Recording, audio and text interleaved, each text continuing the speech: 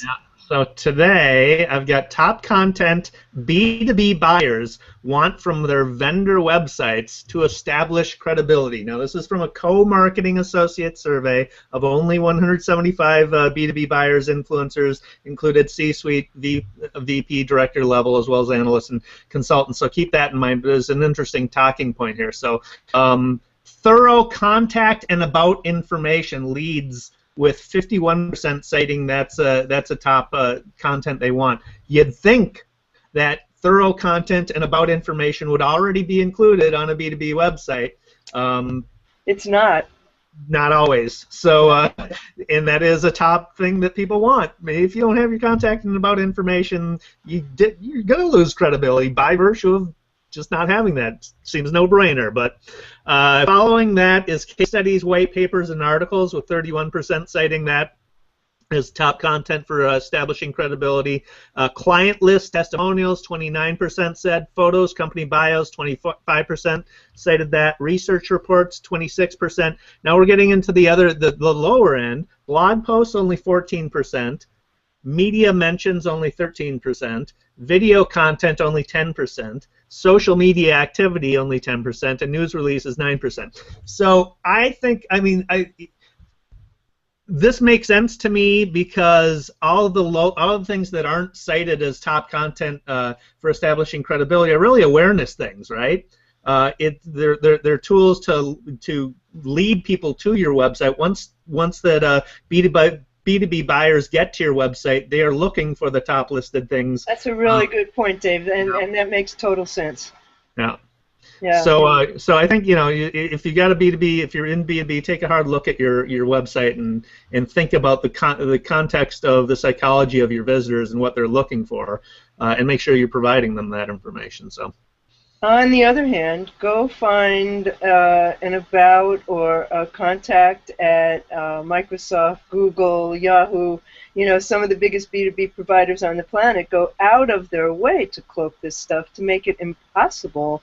And yet, apparently, since they provide services that people want, and they must be pretty good at selling them into corporations, they don't have to do that. So, you know, it raises the question of, like, what level of business has to do that? And to me, I think it's the small to medium-sized business to get that kind of credibility. Yeah, you also think about the stage at which people are visiting your websites and what they're doing. So if they're collecting information, they're looking at all their options, and you want them to provide you information like your telephone number. Right. Nobody wants to do that because I don't want to get a sales call right now, right? Exactly. So you got to think through that stuff and how you can lead people to the point where they want to call you, rather than, you know, yeah. Well, you know, it's a catch-22 for businesses. But I was talking to someone the other day who was, you know, we were doing a quick consult with him at Maximum Plus, and he didn't want, he wouldn't let anybody into his website, which is very 1992 of him. He wouldn't let anybody into his website until they provided all this information. He said 9 out of 10 people put false information, and the one who puts the real information, that's a serious customer. Well, not necessarily, you know. And we were like, maybe well, a dumb customer. Really? You know, we were like, how's that working out for you? Wouldn't you like to have more real leads? I mean, people don't want to do that.